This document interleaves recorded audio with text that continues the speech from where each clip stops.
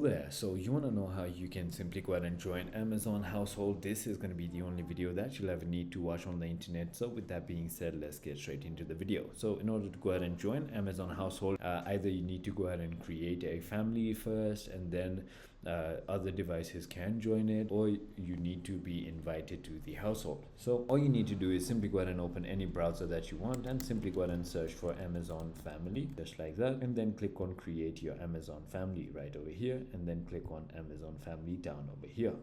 As you can see, you're going to be taken to this page. You want to simply go ahead and click on create your Amazon family, and you can simply go ahead and choose a country of your residence, and then you can start inviting a new member right over here. So it is as simple as that, and then you guys can share your benefit, your content, even if you have membership or subscription, that will be shared with your family members. So it is as simple as that. I hope this video was helpful to you. If it was, hit that like button, and I'll see you on the next one.